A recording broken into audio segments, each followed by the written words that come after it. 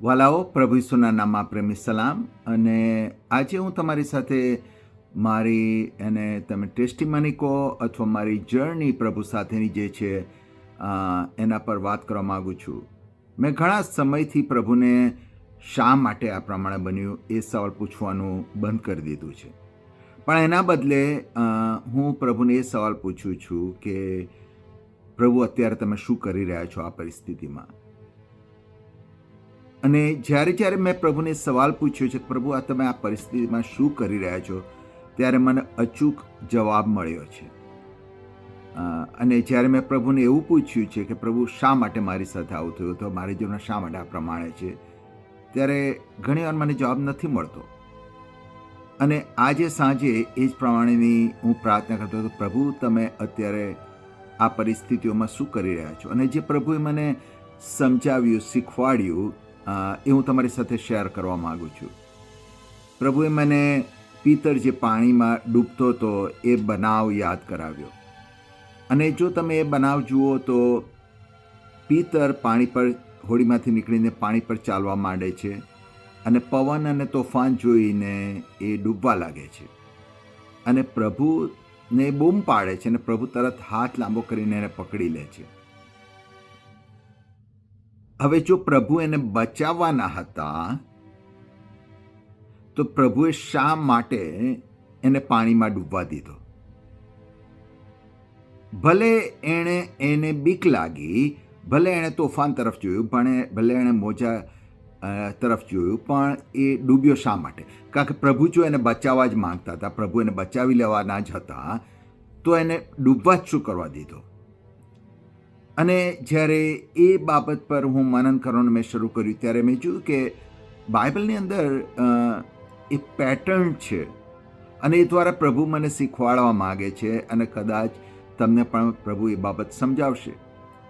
પ્રભુએ બાઇબલ કહે છે કે પ્રભુએ ઇબ્રાહિમની પરીક્ષા કરવા ઈસાકનું બલિદાન કરવા માટે કીધું. શું પ્રભુને નહોતી ખબર કે ઇબ્રાહિમ એનું બલિદાન આપશે?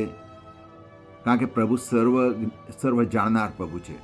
શા માટે પ્રભુએ ઇબ્રાહિમને બલિદાન આપવા માટે કીધું? અને તમે જો જૂના કરારોની અંદર જુઓ તો પ્રભુએ શાદ્રાક, મેશાક, અબેદનગોને શા માટે અગ્નિની ભઠ્ઠીમાં જવા દીધા? એમને પહેલાં કેમ નહીં બચાવ્યા? અથવા તો સિંહોના બિલમાં દાનિયેલને શું કરવા પડવા દીધો? જો પ્રભુ સિંહોના મોં બંધ જ કરી દેવાના હતા તો? અને જ્યારે હું એ બાબત વિચાર કરતો હતો ત્યારે પ્રભુ મને ને તમને શા માટે અમુક પરિસ્થિતિઓમાં જવા દે છે? કારણ કે પ્રભુને ખબર છે કે એ શું કરવાના છે. અને ત્યારે મને ખ્યાલ આવ્યો કે જ્યારે પ્રભુએ લોકોને 5,000 કરતાં વધારે પુરુષોને જમાડ્યા અને પછી ત્યાર પછીના બનાવમાં પ્રભુ એ સવાલ કરે છે કે તમે મારી પાછળ શું કરવા આવો છો? તમે રોટલી ખાઈને ધર્યા એટલા માટે તમે મારી પાછળ આવો છો?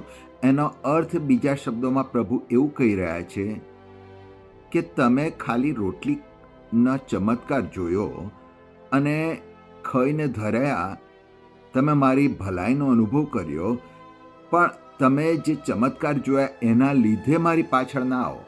પણ હું ભલો છું, હું સારો છું, હું હંમેશા ઉત્તમ કરું છું અને એટલા માટે તમે મારી પાછળ આવો. યશાયા પ્રવચકના પુસ્તકની અંદર પ્રભુ એ પ્રમાણે કહે છે 43મા અધ્યાયમાં કે જો તું પાણીઓમાં થઈને ચાલીશ તો તેઓ તને ડૂબાડશે નહીં, અને અગ્નિમાં થઈને ચાલીશ તો તને તે બાળશે નહીં. તો પ્રભુ શા માટે એ પ્રમાણે જવા દે છે? અને મને હવે ખ્યાલ આવે છે કે પ્રભુ એ મારું ને તમારું કેરેક્ટર બિલ્ડ કરવા માગે છે. પ્રભુ પોતાની ઓળખાણ આપવા માગે છે કે પ્રભુ ભલા છે, પ્રભુ સારા છે. અને હું ને તમે પ્રભુને મારા ને તમારા અનુભવો દ્વારા ન ઓળખીએ, પણ પ્રભુનું વચન જે જીવંત છે અને જે બે ધારી તલવાર કરતાં પણ તીક્ષ્ણ છે, જે માંસ તથા મજ્જાને જુદા કરી શકે છે, એ જીવંત વચન છે. બાઇબલ કહે છે કે દેવનો શબ્દ સદે થઈને આપણા વસ્યો. પ્રભુના વચનો એ જીવંત શબ્દો છે. અને જો એ પ્રભુના જીવંત શબ્દો એ પ્રમાણે કહે છે કે હું શા માટે જગતમાં આવ્યો છું. આપણે 3:16 યાદ છે, યોહાન 3:16, પણ યોહાન 3:17 એ પ્રમાણે કહે છે કે જગતને હું જગતને હું દોષિત ઠરાવવા નથી આવ્યો. અથવા તો યશાયા 54:9 કહે છે કે હું સોગંદ ખાઉં છું કે હું તમારા પર ગુસ્સે નહીં થઉં ને તમને ધમકાવીશ નહીં.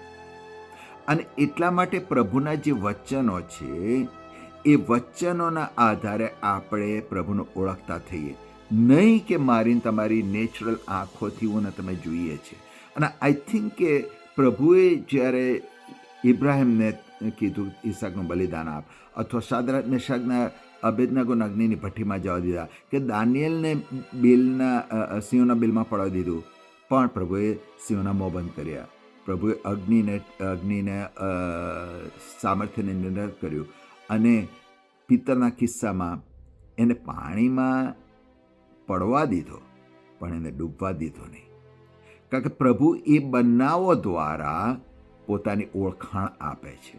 અને આશા રાખું છું કે તમારી કઈ પરિસ્થિતિ હશે મને નથી ખબર, પણ જો તમે પ્રભુના વચનો જે સાચા છે એના આધારે પ્રભુને ઓળખવાની કોશિશ કરશો, તો હું માનું છું કે તોફાન આવશે, રેલ આવશે, પણ તમારું ઘર પડી નહીં જાય. આશા રાખું છું પ્રભુએ આજે તમને આશીર્વાદ આપ્યો છે. Thank you.